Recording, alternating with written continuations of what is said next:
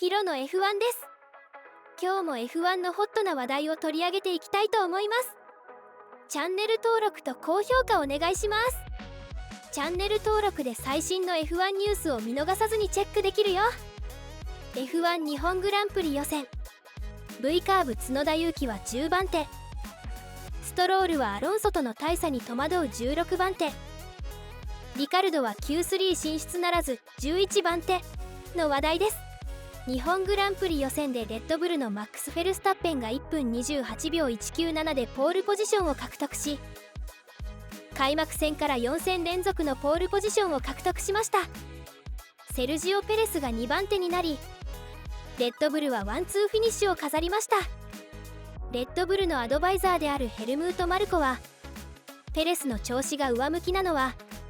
来年の契約がかかっているからではないかと示唆しています。ビザキャッシュアップ RB の角田裕樹選手は10番手、チームメイトのダニエル・リカルドは11番手と、角田選手は4戦連続でリカルドを上回りました。レッドブルのフロントロー独占は昨年のバーレーングランプリ以来の通算27度目です。角田選手は3戦連続で Q3 進出を果たし、日本グランプリでは2年連続となります。3回連続の Q3 進出は2021年の最後の3レース以来です。またアストンマーティンのフェルナンド・アロンソは5番手、ランス・ストロールは16番手になり、ストロールは自分のペース不足に困惑しており、アロンソとの差を理解するのに苦労していることを認めています。角田選手は地元鈴鹿の予選で3回連続の Q3 進出を果たし、下位5チームでベストポジションを獲得しました。角田選手はメルボルンで7位入賞を果たし、レーシングブルズにとって重要な6ポイントを獲得しています。日本グランプリでのグリッドはレースでポイントを獲得できる好位置につけています。チームメイトのリカルドを抑えて再びトップ10入りを果たしました。モータースポーツトータル .com によると、角田選手は次のように話しています。車についてどうすれば速く走れるのかだんだん分かってきた。僕の自信も相まってうまくフィットしているよ。モータースポーツトータル .com によると、今季最高の11番グリッドにつけたリカルドは次のように話しています。半端なく辛かった。しかしコンマ5秒の差を逃したからといって昨日のことを理由にしたくはない。シーズン序盤で一番苦しかったから励みになる。でも勇気を否定することもできない。僕たちは単純にマシンを遅くしたんだ。マシンのフィーリング、特に高速コーナーでのフィーリングに問題があったし、それが僕のノウハウの一部を吸い出してしまった。安定性を求めていたんだけど、安定性が高い方が安全で遅いこともあるんだ。あの時はそれが理にかなっていると思った。そしてその感覚は僕にもあったんだけど、振り返ってみると単に車を遅くしただけだった。角田選手はセットアップからドライビングまで自信を持って結果につなげている印象ですね。リカルドはコンマ5秒及ばなかった理由を1日目からあまり走り込めなかったからと言いたいようです。過去のこともセットアップを理由にしていますが、角田選手に予選で負け続けている現実をそろそろリカルドは認めざるを得ない状況になりつつあるようです。レッドブルのアドバイザーであるヘルムート・マルコが、セルジオ・ペレスのフォームが改善したのは来年の契約がかかっているからではないかと示唆しています。ペレスはフェルスタッペンのポールポジションから 0.066 秒差の2番手となり、レッドブルがワンツーフィニッシュを飾りました。日本グランプリの予選後、スカイドイツにマルコは次のように語っています。特に昨年の日本グランプリはセルジオにとって最悪のレースだった。あの時は全てがうまくいかなかった。彼にはそれができる。でも今年は例年よりずっと早く、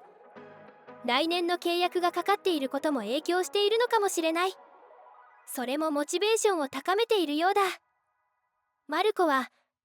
2025年のレッドブルのドライバーコンビに関して、状況はかなり前進したとしながらも、最終決定を下すまでにはもう少し時間が必要だということです。いつもは4月にドライバー決定について話すことはないんだ。でもどういうわけか全体がかなり前進しているようだ。でも我々にとってはまだ早すぎる。元トロロッソドライバーのカルロス・サインツについてマルコは次のように話しています。考慮すべき別の名前であることは確かだ。モータースポーツ .com によると、マルコはレッドブルのチーム代表であるクリスチャン・ホーナーと共に例年と同じ手順を踏むだろうと考えており、2人はドライバーラインアップを決定するための話し合いを行いました。ランス・ストロールは日本グランプリ予選で惨敗したフェルナンド・アロンソに比べ、なぜペースが上がらなかったのか理解できないと話しています。アストン・マーティンは今季初のメジャーアップグレードを鈴鹿に持ち込み、金曜のフリー走行ではストロールのマシンにのみアップデート版のマシンを走らせました。予選ではアロンソがアップグレードしたマシンを走らせ、メルセデスのルイス・ハミルトンやジョージ・ラッセル、マクラーレンのオスカー・ピアストリ、フェラーリのシャルル・ルクレールを抑えて5番グリッドを獲得しましたが、ストロールはチームメイトのアロンソよりもコンマ8秒遅いラップで Q1 敗退になりました。2022年に鈴鹿が F1 カレンダーに戻ってから、ストロールは全ての日本グランプリで Q1 敗退をしています。プラネット F1 によると、ストロールは自分のペース不足に困惑しており、アロンソとの差を理解するのに苦労していることを認めています。今日の予選ではペースが上がらなかった。マシンの能力の限界までプッシュしていたと思うけれど、Q3 進出を果たすにはスピードが足りなかった。アップデートパッケージはフェルナンドの車に効いているようなので、今晩僕の車に影響を与えるようなことが他になかったか調べてみる。グランプリに向けてやるべきことはたくさんある。明日訪れるチャンスを最大限に生かさなければならない。アストン・マーティンのチーム代表であるマイク・クラックもまた、予選での2台のマシンの違いを調査し、レースでは2台のマシンでポイントを獲得する希望を持ち続けていると話しています。ほろ苦い鈴鹿の予選だった。我々の目標は常に2台とも Q3 に進出することだ。両マシンの差はかなり大きかったので、ランスの AMR24 をもっとよく見る必要がある。セッションが進むにつれて、フェルナンドはマシンの力をさらに引き出すことができた。P5 を獲得できたことに満足している。チーム全体がこのアップデートパッケージの準備のために素晴らしい仕事をしてくれた。昨日に続いて比較テストを実施し、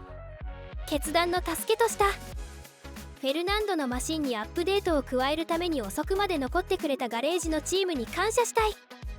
鈴鹿は強い車に報われる。2台ともポイント圏内でフィニッシュしたい。それでは2日目予選の角田選手とリカルド、レースディレクターのアラン・パーメインのコメントです。角田裕樹予選10番手。オーストラリアで好調だっただけに、今週末は少しプレッシャーを感じていたが、いいプレッシャーだったと思う。予選自体は期待していたほど簡単ではなかったが、全体的にはチームとして素晴らしい仕事ができた。マシンとそのセットアップを最大限に引き出す方法を学び続けているし、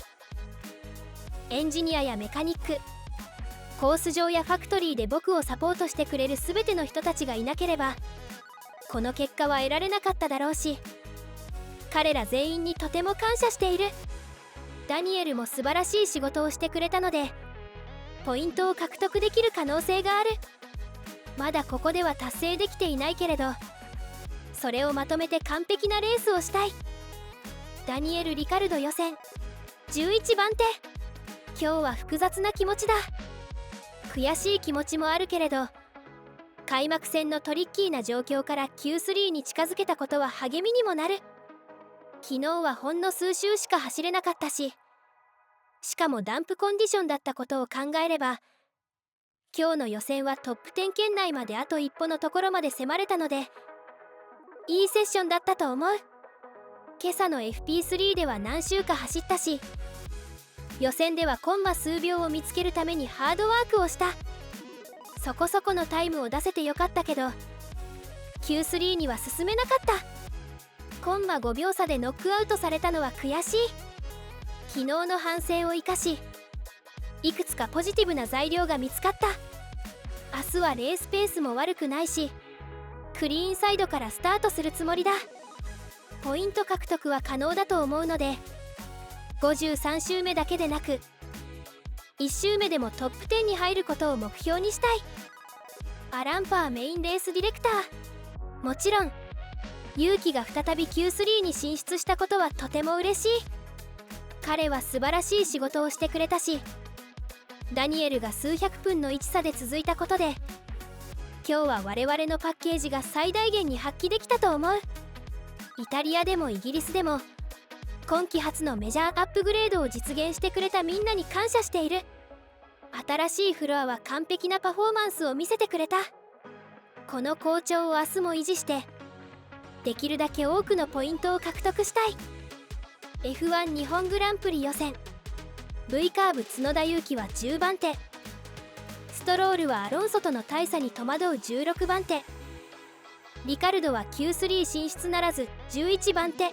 の話題でした。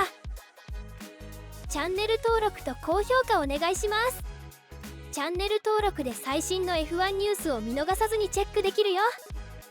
最後までご視聴ありがとうございました。次回のヒロの F1 をお楽しみに。